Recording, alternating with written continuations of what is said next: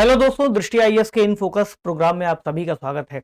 हम लगातार देखते आ रहे हैं कि अंतरिक्ष के क्षेत्र में कई सारे देश अलग अलग उपलब्धियों को हासिल करते चले आ रहे हैं, जिसकी शुरुआत हमें रूस और या उस समय के सोवियत संघ और अमेरिका द्वारा किए गए प्रयासों के जरिए दिखाई देती है। हाल ही में उन देशों या उनके द्वारा जो भी निर्मित की गई लेगेसी थी उसे आगे बढ़ाते हुए अब हमें चीन के द्वारा इस क्षेत्र में अलग अलग तरह से नए नए प्रयास किए जाते दिख रहे हैं। एक सवाल यह भी आ रहा है कि अंतरिक्ष की इस दौड़ में क्या आने वाले समय में चीन अपने फुटप्रिंट्स को या अपने पदचिन्हों को इतना ज्यादा स्थापित कर देगा कि वो बाकी देशों के सामने एक महाशक्ति बनकर के उभर जाएगा। आज का टॉपिक इससे संबंधित है। अंतरिक्ष के क्षेत्र में चीन कैसे बनने जा रहा है महाशक्ति, या ऐसी बात भी अगर की जा रही है तो हम क्यों कर रहे हैं, ऐसे कौन कौन से मिशन हैं जो आज के समय में चीन ने शुरू कर दिए हैं और उनकी तुलना में अगर हम बाकी देशों को देखें, वो अमेरिका हो या उसके पश्चिमी सहयोगी हो, उनके द्वारा किस तरह के प्रयास यहां पर दिखते हैं। तुलनात्मक रूप से चीन के प्रयास उनसे किस तरह से उनको पीछे छोड़ते हैं। तो चीन ने हाल ही में कई सारे ऐसे कैप्सूल लॉन्च किए हैं या ऐसे कई सारे मॉड्यूल्स बनाए हैं जो अगर हम इंटरनेशनल स्पेस स्टेशन को देखें तो उसकी तुलना में भी एक कंपटीशन वहां पर क्रिएट करता है। और चीन ऐसा करने वाला एक मात्र देश के रूप में दिखाई देता है जिसने ऐसे प्रयासों को किया है, क्योंकि इंटरनेशनल स्पेस स्टेशन में कई सारे देशों की मिलीजुली भागीदारी दिखाई देती है। तो समझेंगे आज के इस टॉपिक को, बहुत इंपॉर्टेंट हो सकता है अंतरिक्ष तकनीक की दुनिया में। और विषय के हिसाब से अगर हम जोड़ करके देखें तो भारत और उसके पड़ोसी देशों के साथ संबंध और किस तरह से भारत इस प्रतिस्पर्धा में पीछे छूट सकता है या बड़ा खिलाड़ी बन सकता है, ये विषय से जुड़ेगा। A short history of China's rise as space power, इसका एक छोटा सा इतिहास भी जानना जरूरी है कि आखिर भारत और चीन की आजादी के बाद से चीन ने किस तरह के कदमों को उठाया था कि वह आज के समय स्पेस पावर बनने की दिशा में दिखाई दे रहा है। तो चर्चा में क्यों है, इस पर थोड़ी सी और बात करते हुए फिर इस मिशन के बारे में बात कर लेंगे और समझेंगे तियांगोंग अंतरिक्ष स्टेशन, इसकी क्या भूमिका है, किस तरह से बनाया गया है। और ये जो अंतरिक्ष स्टेशन है ये भी एक बड़ा नाम हो सकता है कि हम चीन को एक महाशक्ति के रूप में देख रहे हैं। इसका क्या महत्व हो सकता है इस पूरे मुद्दे का, इसका क्या इतिहास है, भविष्य की क्या योजनाएं हैं, क्या निहितार्थ है। और यह जो विषय है जीएस पेपर 1 से जुड़ जाएगा, हम इतिहास वाले खंड को उठा लेंगे विश्व का इतिहास, और जीएस पेपर 3 से जुड़ेगा जब हम अंतरिक्ष तकनीक की बात करेंगे, देशों की उपलब्धियों की बात करेंगे और साथ ही भारत की स्थिति को भी देखेंगे कि भारत कहां खड़ा हुआ है। चर्चा इसलिए की जा रही है क्योंकि चीन के अंतरिक्ष स्टेशन पर काम करने वाले 3 अंतरिक्ष यात्री वापस से पृथ्वी पर लौट आए हैं। और ये जो मिशन था ये 6 महीने तक चला है और इस मिशन को सफल बताया गया है। इस मिशन का नाम था शेंजो 15। तो जब ये मिशन वापस आ गया है तो उसके बदले में दूसरा चालक दल भेजा गया है जिसको शेंजो 16 नाम से बुलाया गया है। तो इस चालक दल ने इस दल के द्वारा किए गए कार्यों को, या फिर ये लौट आए हैं तो अगला एक दल वापस वहां पर भेजा गया है, उन्होंने प्रतिस्थापित किया है। और जो नया दल है वो 29 मई को लॉन्च किया गया है। अब ये कुछ समय तक वहां पर रहेंगे। ये जो मिशन है इसको अगर समझे तो जो अंतरिक्ष यात्री लौट करके आए हैं उनमें फी जुनलोंग, डेंग किंगमिंग और झांग लू का नाम आता है। और शेंजो 15 अंतरिक्ष यान रिटर्न कैप्सूल से ये वापस आए हैं। नवंबर 2022 में चीन के नए तियांगोंग अंतरिक्ष स्टेशन की यात्रा करने के लिए भेजा गया था और वहां पर इन्होंने कई सारे रिसर्चेस किए, कई तरह की चीजों को समझा और कई सारे प्रयोग वहां से करके लेकर के आए हैं। कुछ अंतरिक्ष में की जाने वाली एक्टिविटीज भी होती है, जैसे आपने देखा होगा कि स्पेस स्टेशन के बाहर कई सारे मॉड्यूल्स को सुधारा जाता है, या फिर स्पेस वॉक जिसे हम कहते हैं, एक फ्री फ्लोट करना अंतरिक्ष की स्थितियों में, ईवीए या फिर स्पेस वॉक, वो भी किया। और शेंझो 16 का जो चालक दल है अब वो अंतरिक्ष में मौजूद है। तो ये जो मिशन है उसमें क्या क्या काम किए जाने हैं, मतलब ऐसे समझना है कि एक अंतरिक्ष में स्पेस स्टेशन को स्थापित किया गया है जो पृथ्वी को ऑर्बिट कर रहा है, पृथ्वी की कक्षा के चारों ओर चक्कर लगा रहा है। इसके पहले इंटरनेशनल स्पेस स्टेशन वहां पर स्थापित है जो पहले भेजा गया है, कई सारे देशों की मिला जुला करके बनाई गई परियोजना है। अब वहां पर चीन ने भी अपना एक जो प्रोजेक्ट है तियांगोंग अंतरिक्ष स्टेशन, इसका संचालन शुरू कर दिया है। 2022 में ये जो अंतरिक्ष स्टेशन है इसका कार्य पूरा हो गया था। तो इन ऑर्बिट परीक्षण और प्रयोग यहां पर किए जा रहे हैं और ऐसा भी बताया गया है कि 2030 तक जब इंटरनेशनल स्पेस स्टेशन अपना कार्य बंद कर देगा, क्योंकि उसकी एक सीमा थी, तो हो सकता है यही एकमात्र इस वक्त रह जाए। इसके अलावा नासा और बाकी देश भी मिलकर के नासा के साथ जो अन्य अंतरिक्ष एजेंसियां हैं वो नए स्पेस स्टेशन को भेजने के लिए विचार कर रहे हैं या फिर उस प्रयास में लगे हुए हैं।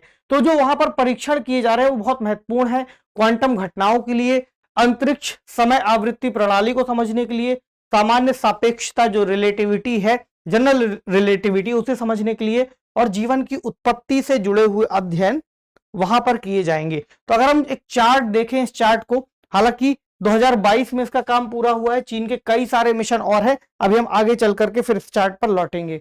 तो तियांगोंग अंतरिक्ष स्टेशन जिसकी चर्चा की गई है, इस पर हमने हालांकि पहले भी बात की, अगर आपको याद होगा साइंस दिस वीक प्रोग्राम में हमने इस पर विस्तार से चर्चा की है, इसके सभी मॉड्यूल्स को लेकर के। इसमें आपको दिख रहा है इसके 3 प्रमुख मॉड्यूल हैं, जैसे कि एक का नाम है वेंटियन जो कि लैब है, दूसरे का नाम है दूसरा ये वाला है तियानहे जो कि कोर मॉड्यूल है, और तीसरा है मैंगटियन जो कि लैब मॉड्यूल है। तो 3 हुए प्रमुख और 2 मॉड्यूल और है इसमें, तियांगझोउ जो कि कार्गो स्पेसक्राफ्ट है, और अगला है शेनझोउ जो कि क्रू को ले जाने वाला या लोगों को ले जाने वाला स्पेसक्राफ्ट है। अब आते हैं इसके महत्व पर कि आखिरकार हमने इतनी तकनीकी चीजों पर बात की, चीन की इतनी विशेषताएं बताई, तो चीन के कार्यक्रम का क्या महत्व है। पहला तो यह है कि चीन का तेजी से जो विस्तार है अंतरिक्ष की ओर हो रहा है। चीन अपने आप को आर्थिक महाशक्ति बनाए रखने के साथ साथ जो अंतरिक्ष के प्रोग्राम है वहां पर भी तेजी से आगे बढ़ा रहा है। अंतरिक्ष की संभावनाएं अपने आप में बहुत ज्यादा है। जहां पर अमेरिका और रूस जैसे बड़े देश कार्य कर रहे हैं, वहां पर चीन ने भी अपनी उपस्थिति को दर्ज कराया है। यानी चीन कुछ उन देशों में से है जिन्होंने मंगल ग्रह पर पहुंच बनाई है, अपना रोवर भेजा है। इसके अलावा स्वयं के अंतरिक्ष स्टेशन का निर्माण किया है। इसके अलावा तेजी से बड़ी संख्या में अंतरिक्ष यान वो लगातार लॉन्च करता जा रहा है। 2030 से पहले चंद्रमा पर अंतरिक्ष यात्रियों को उतारना और बेस बनाना इनका अगला टारगेट है। यानी ये लेकर के चल रहे हैं कि 2030 तक ये चंद्रमा पर भी ऐसा एक बेस बना लेंगे जिसमें रूस सहायता करेगा। इस प्रोग्राम को भी हम आगे भी चर्चा कर लेंगे। 2021 में अगर हम खर्च को देखें तो इन्होंने अपना बजट भी बढ़ाया है। अनुमानित $16 बिलियन के आसपास इनका बजट रहा है। अगर हम अमेरिका से तुलना करेंगे तो अमेरिका का बजट लगभग $60 बिलियन रहा है। हालांकि अमेरिका से डायरेक्ट तुलना तो नहीं आपको दिख रही होगी, लेकिन फिर भी वो बढ़ता जा रहा है और दूसरा अमेरिका के बाद सबसे ज्यादा अंतरिक्ष के क्षेत्र में बजट रखने वाला देश बन गया है जो खर्च कर रहा है। तो अंतरिक्ष कार्यक्रम का इतिहास क्या है चीन के, किस तरह से शुरू किया था इन लोगों ने और किस तरह से आज यहां तक पहुंचे हैं, जिससे भारत सहित कई सारे देशों को सीखना चाहिए। और सीखने के अलावा हमें उन बिंदुओं पर भी ध्यान देना है जो हमारे लिए प्रतिस्पर्धा लेकर के आते हैं। तो चीन की अंतरिक्ष महत्वाकांक्षाओं की अगर जड़ें देखें तो 1957 से दिखाई देती हैं, जब सोवियत यूनियन ने उस समय स्पुतनिक 1 को अंतरिक्ष में स्थापित किया था, अंतरिक्ष की कक्षा में लॉन्च किया था। तो पहला ऐसा सफल परीक्षण था जहां पर किसी कृत्रिम सैटेलाइट को भेजा गया था और सफलतापूर्वक इन्होंने स्थापित कर दिया था। तो उस समय चीन के अंतर्गत माओ त्से-तुंग चीन को लीड कर रहे थे, तो उन्होंने घोषणा की थी कि आने वाले समय में चीन भी अपना एक स्पेस प्रोग्राम शुरू करेगा और स्वयं का सैटेलाइट लॉन्च करेगा। अब सोवियत तकनीक और कियान ज्यूसेन जो कि एक बड़ा नाम माने जाते हैं और चीन में इन्हें फादर ऑफ स्पेस प्रोग्राम भी कहा जाता है। इनके सहयोग से चीन ने अपना प्रोग्राम आगे बढ़ाया। ये उनकी तस्वीर है, माओ साथ में बैठे हुए हैं। तो ये शुरू में संयुक्त राज्य अमेरिका में कार्य कर रहे थे, बाद में इनका झुकाव कम्युनिस्टों की ओर बता करके इनको वहां से निष्कासित किया गया। बाद में इन्होंने देश के अंतर्गत यानी कि चीन के अंतर्गत अपना अंतरिक्ष कार्यक्रम स्थापित किया और जो भी शुरुआती प्रयोग थे उनको शुरू किया। तो चीन का इसके बाद अगर हम बड़ा माइलस्टोन देखें कि सैटेलाइट कब से इन्होंने लॉन्च करना शुरू किया, तो ज्यूक्वान लॉन्च सेंटर से इन्होंने अपना पहला जो आर्टिफिशियल सैटेलाइट है डोंगफांग होंग 1, ठीक है, इसको उन्होंने लॉन्च किया था। इसके अलावा चीन, सोवियत संघ, अमेरिका, फ्रांस और जापान के बाद पृथ्वी की कक्षा में उपग्रह भेजने वाला 5वां देश बन गया था। तो बहुत लिमिटेड देश हैं, यानी अगर आप पूरे देशों की सूची देखेंगे विश्व में जो यूनाइटेड नेशंस में 193-94, तो उसके हिसाब से चीन 5 देशों में आ रहा है, यानी बहुत प्रभुत्वशाली देश है जिनका नाम यहां लिखा हुआ है। 1973 तक 2 अंतरिक्ष यात्रियों को अंतरिक्ष में भेजने की इन्होंने घोषणा की, जिसका प्रोजेक्ट था 714। हालांकि देखिए इतिहास है, इतिहास हम इसलिए समझ रहे हैं क्योंकि किसी देश ने किस तरह से अपने आप को आगे बढ़ाया है ये जानना हमारे लिए आवश्यक है। उसके हिसाब से हम अपनी उपलब्धियों को देखेंगे, कैलकुलेट करेंगे, फिर ये मान करके चलेंगे कि हमारा देश किस दिशा में जाना चाहिए। तो 1980 के दशक तक नियमित रूप से उपग्रह लॉन्च करते रहे। फिर बाद में इन्होंने जो कमर्शियल मार्केट है या जो सैटेलाइट्स को भेजा जाना है जिससे हम धन की प्राप्ति कर सकते हैं, वाणिज्यिक उसका जो चरण है वो शुरू किया और उपग्रहों को अन्य देशों के लिए अमेरिका की तुलना में इन्होंने कहा कि हम सस्ते दामों में भेजेंगे आपके सैटेलाइट्स। जैसा आज के समय आपको इसरो करता हुआ दिख रहा होगा कि इसरो ने कई सारे जो विदेशी कंपनियों के या फिर नासा के सैटेलाइट है उनको लॉन्च किया है, क्योंकि इसरो की जो क्षमता है वो कम कीमत पर उनको लॉन्च कर सकते हैं। 1992 में इन्होंने परियोजना 921 की घोषणा की, जो कि एक मानव युक्त अंतरिक्ष यान लॉन्च था और लॉन्च करके उसको वापस से पृथ्वी पर लाना भी था। तो 2003 में ये उस लक्ष्य को हासिल कर पाए। इसके अलावा अमेरिका और रूस के बाद खुद के रॉकेट से मानव को अंतरिक्ष में भेजने वाला चीन तीसरा देश बना। बाद के सालों में अगर देखें तो चीन की अर्थव्यवस्था में तेजी से विकास हुआ, जिसका प्रभाव आपको धन प्राप्ति और बजट एलोकेशन में भी दिखाई देता है, जहां चीन ने अपने अंतरिक्ष कार्यक्रम में भारी निवेश करना शुरू कर दिया। जो अंतरिक्ष यान निर्माण पर अनुसंधान यानी रिसर्च और डेवलपमेंट का खर्च था, अगर वो सन 2000 में देखें तो 22.6 मिलियन डॉलर के आसपास था, जो कि 2014 में 433.4 मिलियन डॉलर के आसपास आ गया और अब ये बजट कहीं ज्यादा बढ़ चुका है। अगर इतिहास में समझे 2019 में इन्होंने चंद्रमा के सुदूर भाग पर एक सॉफ्ट लैंडिंग कराई, तो 2020 में इन्होंने मंगल ग्रह पर एक रोवर भेजा जो मंगल की सतह की जानकारी को एकत्रित कर रहा है। नवंबर 2022 में इन्होंने तियांगोंग अंतरिक्ष स्टेशन का कार्य पूरा कर लिया। ये कुछ प्रमुख उपलब्धियां हैं इनकी। अगर भविष्य की योजनाओं को समझें तो जनवरी 2022 प्रोस्पेक्टस इन्होंने प्रकाशित किया था, जिसमें कुछ जानकारी हमें मिलती है। ये भी हम इसलिए जानना चाह रहे हैं कि हमारे साथी देश या हमारे प्रमुख पड़ोसी देश क्या कर रहे हैं। अगर हम दो देशों के संबंधों को देखें या अंतर्राष्ट्रीय राजनीति पर जो नजर रखने वाले लोग हैं, इंटरनेशनल रिलेशंस के विषय में, चूंकि यह जो टॉपिक है जुड़ जाता है, इस संदर्भ में भी आपको इसको समझना जरूरी है कि देशों की तरक्की किस तरह से देशों के डेवलपमेंट में काम करती है या बाकी देशों के लिए किस तरह से उनको देखा जाना जरूरी होता है। तो प्रमुख उपलब्धियां और आगामी मिशनों के लिए ये एक रोड मैप है, इसलिए इस पर बात की गई है। अगले 5 वर्षों में अंतरिक्ष विज्ञान, प्रौद्योगिकी और जो एप्लीकेशंस हैं उनको इन्हें इंटीग्रेट करना है और नए विकास मॉडल का निर्माण करना है। 2030 से पहले चंद्रमा पर अंतरिक्ष यात्रियों को उतारना एक मिशन है। अगर देखें 1960-70 के दशक के दौरान अमेरिकी अपोलो मिशन जो भेजे गए थे, उसके बाद से अभी तक कोई भी इंसान चंद्रमा पर नहीं गया है। नासा ने एक मिशन की घोषणा की थी, आर्टेमिस मिशन, जो कि अभी ऑनगोइंग है, उस पर काम चल रहा है। तो ये 2025 तक मनुष्यों को चंद्रमा पर ले जाना चाहते हैं, लेकिन चीन भी इस दिशा में कार्य कर रहा है। चीन की एक और परियोजना है जो वो रूस के साथ मिलकर के पूरी करना चाह रहा है। वो लोग चंद्रमा पर बेस बनाना चाहते हैं ताकि पृथ्वी से चंद्रमा पर लोग जा सके, चंद्रमा से और आगे जा सके और धीरे धीरे करके चंद्रमा को भी, चंद्रमा की जमीन को भी एक तरीके से ये इस्तेमाल कर सके, वहां के रिसोर्सेस को वहां पर फैक्ट्री लगा सके, जो वहां के संसाधन है उन्हीं का उपयोग करके किसी तरह के गुड्स बना सके। तो इंटरनेशनल लूनर रिसर्च स्टेशन इसको कहा गया है, जो चंद्रमा पर इन्हें दक्षिणी ध्रुव पर या उसके पास निर्मित करना है। तो 2030 के दशक की शुरुआत में दीर्घकालिक और अल्पकालिक चालक दल के मिशन ये भेजना चाहते हैं और ये इनकी योजना का हिस्सा है। इसके अलावा कुछ योजनाओं में तियांगोंग अंतरिक्ष स्टेशन का विस्तार करना, मंगल ग्रह पर एक और मिशन भेजना जो वहां से सैंपल्स को कलेक्ट करके पृथ्वी पर लाए, और बृहस्पति और शनि के कुछ मिशन भी भेजने हैं।